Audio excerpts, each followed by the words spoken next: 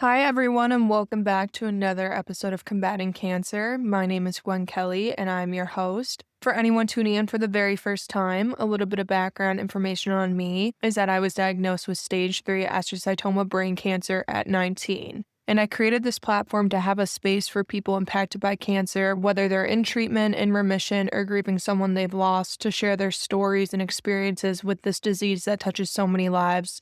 Today, I'm really excited to have someone incredible joining me, Austin Kalmes. Hi, Austin. How are you doing? Good. How are you? I'm good, and thank you so much for being here. I'm really glad we connected through LinkedIn. Gotta love the power of social media, right? Of course, it was perfect. What's funny is this all happened before the podcast even launched. I had just posted a little teaser about starting this platform, not really sure if anyone would respond. And then you reached out, and I remember thinking, okay, maybe this is exactly what I'm supposed to be doing. I'm seriously so grateful you're here. Before we dive into your story, I want to highlight how unique your journey is. You were just 15 when you were diagnosed with osteosarcoma, and it all unfolded during the pandemic. So let's take it back to the beginning. Can you tell our listeners a little overview about your cancer and then a bit about what life was like for you before your diagnosis? So I had osteosarcoma. It's one of the rarest forms of cancer you can have, but it's also one of the most common types of cancer you can have as a teenager and kind of young adult in the first place. And it typically forms near your growth plates area just because cancer is obviously a quick, fast growing of cells that isn't supposed to take place. When obviously you're a younger adult, your body's growing a lot, and those growth plates are really susceptible to things like that happening. And so it's a common place that it forms. Mine was in my right knee, technically on my femur, just above where your MCL, PCL, and meniscus and all of that are. It was very close to my knee, but in a good spot for what I've been told. That's such a clear way of explaining it. Thank you for breaking that down. It's wild how something so rare overall can be so common in young people, especially during those growth years. And I'm glad to hear it was in a spot that doctors considered more treatable, even though I'm sure it was still incredibly tough to process. So before all of that, before the pain started and the diagnosis, what was life like for you? What were you into at the time? Yeah, so growing up my entire life, I've played soccer at a pretty competitive level. And it was 2020, right before the pandemic started, that I was in Arizona for a tournament. And I just started feeling this pretty large pain in my knee, my right knee. And I didn't know exactly why. I went that entire tournament just kind of playing through it, handling the Advil, stretching, everything. And then we got back and I just started noticing that this like bump on my knee was growing and it was just getting larger and larger. I don't actually remember exactly how big it was, but it was significantly bigger than my other knee. And so then eventually the world shut down because of the pandemic and I convinced my parents to go to the doctor. We went to the doctor and got an x-ray. They told me to my face that it did not look like cancer. And at that moment, me and my mom were both like, I didn't even know that was a possibility. So then from there, I went home. I think it was a week later, I had a biopsy. They found the tumor and it was cancerous. I always remember this. My parents came in and sat down and said, you have cancer. It's going to be an 8 to 12-month recovery and chemo's on the table. And I remember looking at my parents and saying, I'm going to do it in 7 months. And that's what I did. Wow, that's such an incredible mindset to have, especially at 15 with the world shutting down and then getting hit with a cancer diagnosis. I'm curious, what was your initial reaction when you heard the news? I mean, they told you it probably wasn't cancer. So is that possibility still kind of lingering in the back of your mind going into the biopsy? Honestly, I thought I tore my ACL or something. I'd been playing 5 days a week for many years, so my body I knew was already taking a toll on it. Even though you're young, that's just what happens. And so I was convinced that I had some sort of ligament or muscular injury that maybe had scar tissue built up. So I was not expecting that at all. When they came in, I was very shocked. It took a while to settle in. Looking back on it now and even in the moment, I think I was very grateful that it all happened during the pandemic because I didn't miss out on anything because everyone was stuck in their house. So I think that was the benefit of it. Yeah, that's such a powerful perspective to have, especially looking back on everything. I always say for me, the moment I knew something was really wrong was when I saw the look on my mom's face that hit harder than actual words. So when your parents walked into the room to tell you, what was going through your mind in that moment? I know for me, I didn't react right away. I didn't cry in front of my mom or anything. I just kind of shut down. And then later I went to my room and just completely broke down. Was it similar for you or did it hit in a different way? Yeah, I don't think that when my parents came in, I was really like, this is bad news. Like in my mind, I was just expecting like, okay, you're gonna have surgery or you need PT, but you're fine after like a 3 month recovery. But I do remember being in my room after they left and going to tell my siblings. And my room's on the main floor and they were in the living room just down the hall. I still remember listening to my brother and sister crying from there. And I think Yeah. that was the moment where it kind of set in. I was like, okay, this is real. Yeah, I can't even imagine how hard that must have been. Are you the oldest in your family or where do you fall among your siblings? I have a twin sister who's Okay. technically older, but then I have two younger siblings as well. So one's 4 years younger, the other one's 8 years younger. So for them, it was kind of hard to understand. For my twin sister, she at least had an understanding of what cancer was, but I think not knowing made it worse for the younger two. Yeah, I think it's one of those things where none of us really get what cancer is until it directly affects us. Like, I never wanted to know anything about brain cancer, and now I feel like I could write a textbook on it. And I'm sure it was probably the same for you. You probably never expected to be learning all of these complex medical terms, pronouncing a 10-letter diagnosis like a pro. It's wild. It's like we're all suddenly thrown into this cancer club. We never asked to join, but now we know it inside and out. Honestly, a world that you're just immersed into. Immersed is the perfect terminology. So after the initial diagnosis, what were your next steps? So that was early March, and then April 1st, I started chemo. Between that time frame, I remember going to the hospital and them kind of just explaining what everything was, what the possible side effects were. They showed me a room of where I'd be staying when I was in, and yeah, that was kind of it. And then that morning, I had a port put into my chest because basically a port just connects to the arteries, so it allows chemo to spread through your body faster. So I got that put in, kind of just went from there. I began chemo. I had 6 rounds of chemo. I would go in typically on a Thursday and I'd receive chemo that first night. Then I'd have 2 or 3 days, sometimes 4 after, where they just flushed it out of my system. I couldn't go home until it was below a certain percent of my blood level. And then I'd go home. I'd either have a week off and then go back, or I'd go back immediately that next week. And then I'd have a week off to rest before another round would start. And then, like, during this point, because obviously you mentioned that it was during the pandemic, could you have your family come in the room with you? I don't remember the exact guidelines. I believe I could have 2 guests total and they could be in the room at the same time. I think when it got bad near the middle of the summer, I could have one in the room at a time. I could have 2 guests total. I don't think there was ever a time where I had both my parents in the room. It would typically be either my mom would come with me to the first half and then they'd switch halfway through, or sometimes me and my dad would be there for the whole time. And yeah, it was a unique experience. You really didn't have any connection with the outside world at all. Okay, gotcha. And during treatment, were you more private about what you were going through, or did you open up to friends and extended family right away? Like, did you keep it close or let people in from the start? I was pretty public about it because I knew there were people going through other things during the pandemic. Not necessarily going through cancer or anything like that, but I knew I had friends whose grandparents had died from COVID. I had friends that were suffering from severe depression due to just being inside and away from people. So I wasn't promoting it in a way of like, I want the pity and like there's something else going on, but in a sense of like, we're all going through this. Reach out to me. I might be going through this, but I will be the first person to talk to you about whatever's on your mind. I just want to take a moment to acknowledge what you said because that really shows how selfless and strong you are. The fact that even at 15, while going through something so difficult, your instinct was still to help others who might be struggling, that says a lot about your character. Most people, especially at that age, wouldn't think that way. And honestly, I don't think I would have either. So I hope you're really proud of yourself because that kind of mindset makes you not just a warrior, but genuinely an amazing human being. I appreciate that a lot. I really wasn't like that up until that moment. People say that cancer ages you, not just physically, but mentally. You become wiser and you kind of have your first realization of the real world in a way.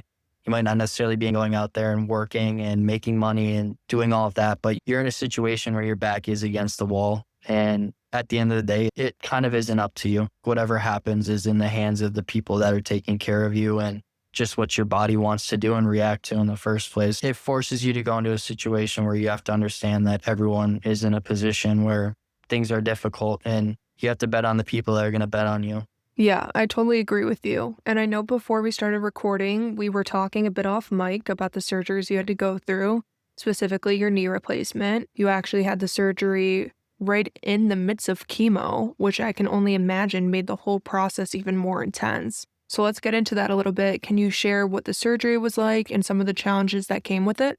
For sure. Yeah. So I have a total knee replacement. So that's kind of what they consider the cure for this type of cancer, especially in these lower extremities, is if it's in that kind of knee area, they go with the total knee replacements. For me, they cut off roughly 3 inches above on my femur where that tumor is, put a metal rod in, and then kind of cut off the top of your shin bones and put a metal rod through there as well, and basically connect them with more metal and plastic in the middle where your knee is. They take out all of your ligaments and everything around there. So in my technical knee, all I have left of the real one is my kneecap and the tendons that connect it. Wow, I'm sure that process of healing was just brutal too. You basically learn to walk again, and it was crazy. I don't even know how to really describe it. The process is so slow, but so fast because the way your body heals is it protects yourself. So if you didn't move fast enough, your body would seize up and you'd go back to square one in a way. But if you move too fast and you're overworking what you had just done. So it was just kind of finding that balance through the whole thing. That sounds like such a tough balance to find, especially when your body's already been through so much. I can't even imagine how physically and mentally exhausting that must have been. Learning to walk again while also trying to heal the right way. And on top of all that, you were going through chemo. What were some of the hardest things for you to process during treatment, physically, emotionally, or just day to day? Honestly, seeing my family, like I knew I could handle what was going on. I've kind of always been a loner person in a way. So being in the pandemic and kind of being without people didn't necessarily affect me, but I could see the toll that it took on my family. Being a parent and having a kid going through cancer is difficult in the first place, but being in that situation, only being able to have one of you in a room because the other one has to be home taking care of other kids or because you're physically not allowed to be, that took a toll. And it honestly, it did make my relationship with my parents difficult because you're a 15-year-old kid trying to figure yourself out and understand your emotions, and you're being thrown into a world where you can't really understand it. A parent wants to be there to help, but I'm also a very independent person. I didn't want them there to help necessarily. That was kind of the most difficult part for me, seeing the effect that it had on them. Even now, my twin sister will have conversations and she'll bring stuff up, and I'm like, yeah, that really did just affect you in that way. And it's kind of hard for me to even understand that. Like, that's kind of the other side of it too, is no one understands what you're going through. I'll never understand what my family members went through. Each of them have a different experience with it that I'll never really understand. Yeah, I'm really glad you brought that up because I feel like it's something people don't talk about enough. Yes, we're the ones physically going through treatment. We're the ones getting sick, losing our hair, trying to make sense of a new reality, but our families are going through their own version of that trauma at the same time. And I think what people often forget is that even once treatment ends, even if we're lucky enough to be in remission, the experience doesn't just end. Our reality is permanently different. Like you said, it really does age you. Your perspective shifts in a way that most people your age can't relate to. It's very crazy what it does to you, not just physically, but mentally. I mean, the effects afterwards are kind of the biggest ones that you face. Even just like the silly arguments I get in with my family now are the moments where I can kind of see something click in their brain. They're like, okay, well, I can see them processing. Well, you just went through all this. Like, I'm just on high alert because of whatever's going on. So it's trauma, not just for you, but for everyone around you. It's so hard because you go through this entire intense journey. And like in your case, you were laser focused on finishing it within 7 months, and then suddenly it's over. You're sitting there with your doctors who've been with you every step of the way, and they're like, all right, you're done. See you later.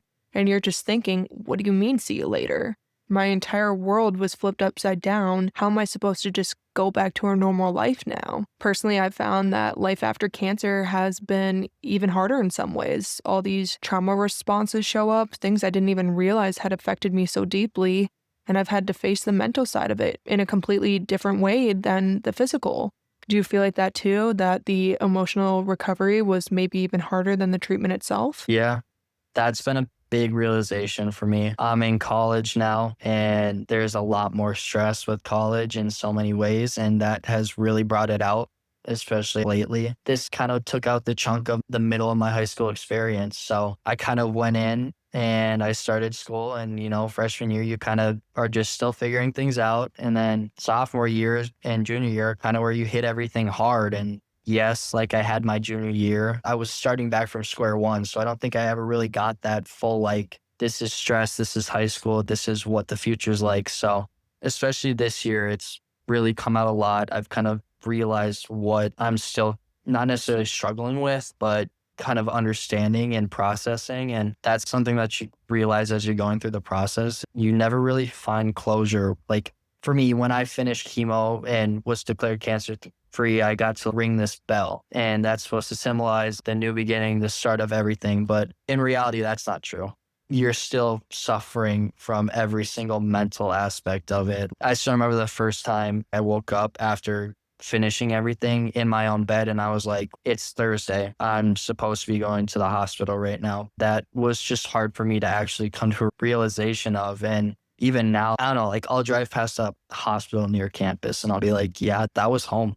And that's Mhm. weird to say. Yeah, and it's funny because for so long my goal was just to ring that bell. Like that was the finish line in my head. I actually rang it after radiation. I remember it felt so anticlimactic. Like I walked out of there and you'd think I'd be beaming with pride, but I looked completely miserable. It honestly felt like someone had just pushed me out there and said, go ring it. And I did. I rang it. And then I just stood there like, now what? It's just such a weird moment. You're supposed to feel victorious, but inside you're still processing everything. Job's not finished. Yeah, you're so right. The job is not finished. And I don't know if you ever feel this way too, but for me, there's always this lingering fear like, what if it comes back? Even when things are going really well, that thought is kind of always in the back of my mind. I don't typically have it.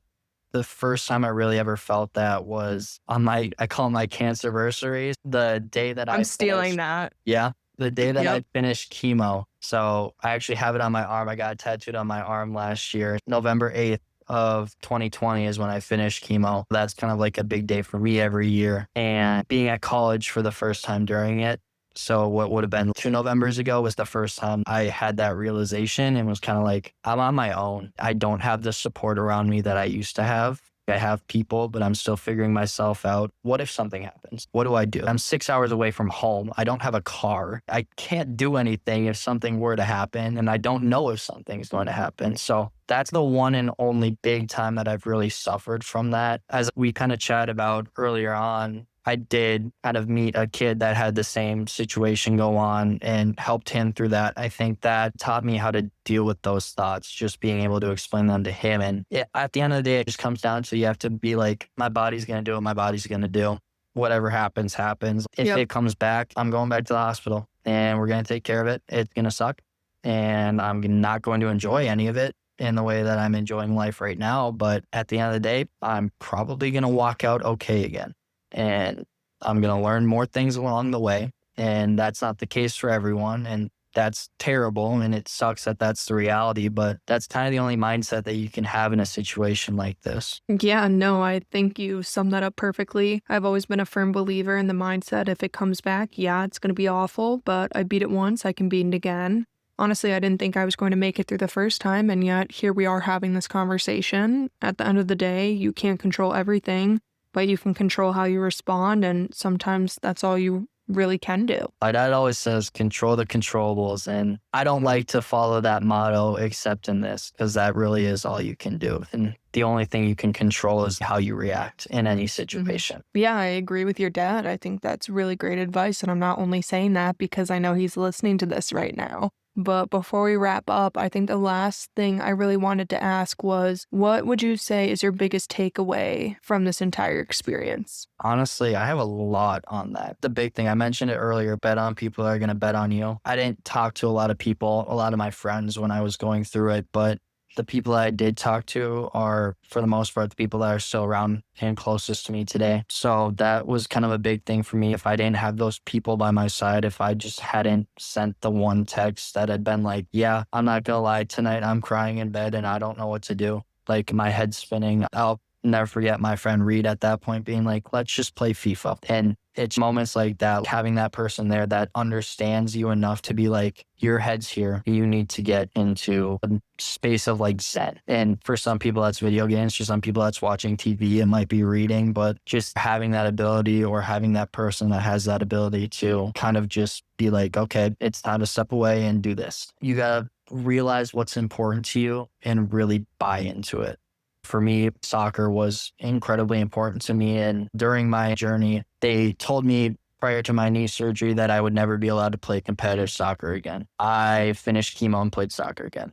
I captained my high school soccer team. I eventually committed to playing college. I did back out because of my knee and hip, and I just knew it would be too much. But I did a goal that I never thought was possible, and I literally was told was impossible. It's kind of just a realization of like, if you have those goals and those dreams, you need to buy into that mindset and make it your life. I thought my life was over, but that didn't mean I couldn't watch a soccer game in the hospital every hour until I went to bed, or be watching highlights, or even I went to high school games. Well, I went to one game, but like I made that effort to be there and in that situation when I could. And it's just understanding that you have to look at it from a different perspective. Like when something's taken away, you think you're taken out of that world, but it just moved its place and you have to find it and you have to find what's important to you in it. So like for me, I kind of realized that playing isn't necessarily what I loved about it. It was just the game in general and understanding it. So now like I coach 5-year-old soccer and I love it. And I honestly, to a degree, love it more than playing because that's what I've found I loved. And you only find that stuff through really investing in what you care about. And yeah, kind of my last big thing is you just have to have hope.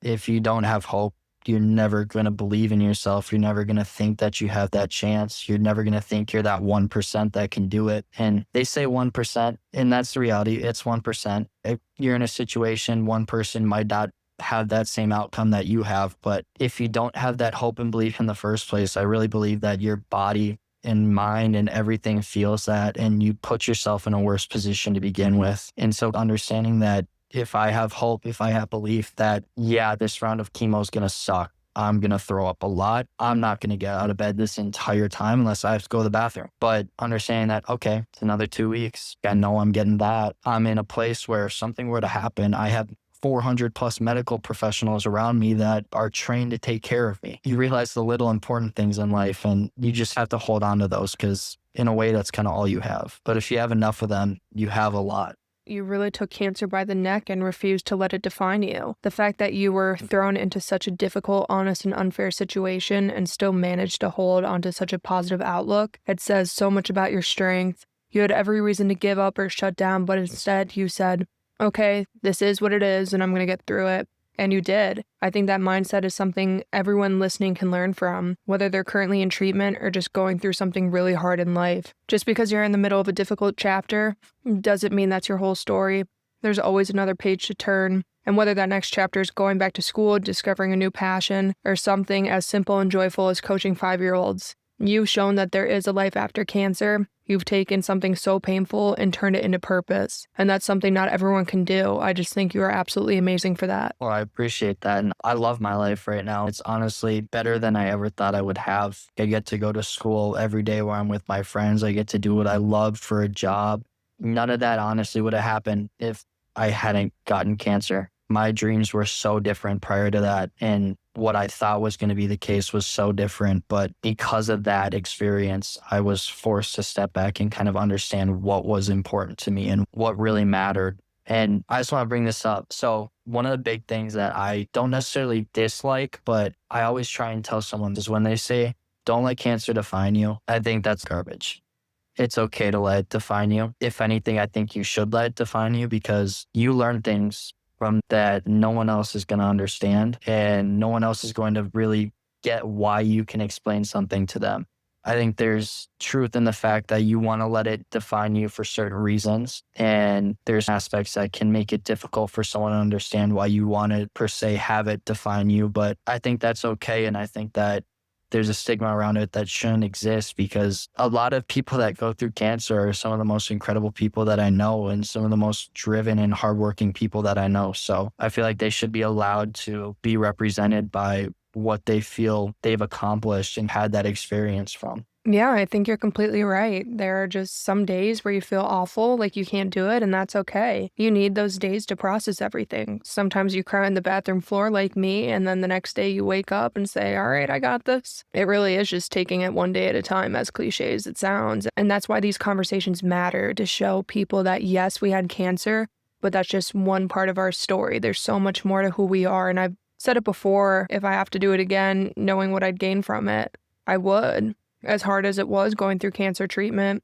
it changed my life for the better. I've met incredible people. I've heard so many powerful stories, and I gained a perspective I never would have had otherwise. And it's not just about surviving, it's about how much you grow along the way. And I think that took me a long time to realize that. Oh, I 100% agree. I just want to say thank you again, because the truth is, not everyone gets to share a story like yours. Sometimes there isn't a happy ending, so for you to come on here and offer hope and perspective to others, that means everything. You're proof that life doesn't end after cancer. It changes, and sometimes it even gets better. So seriously, thank you. It was such a joy talking with you and getting to know you. I'm so grateful. Of course, thank you for having me. And for real, for anyone that is listening and they don't have that person to go to, like, I don't need to know you. I'm an open book.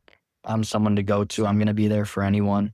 I'm always told by my friends that I care too deeply about everyone around me, but everyone's going through something. You just have to accept that and be there for them. So, yeah. I'm going to piggyback off of Austin here and say my door is also always open as well. As always, please share this message to anyone who you think may need it. If you or someone you know want to share your story or have a sponsorship inquiry, please feel free to reach out to me. That is the end of today's episode of Combating Cancer. I'll talk to you guys next Wednesday.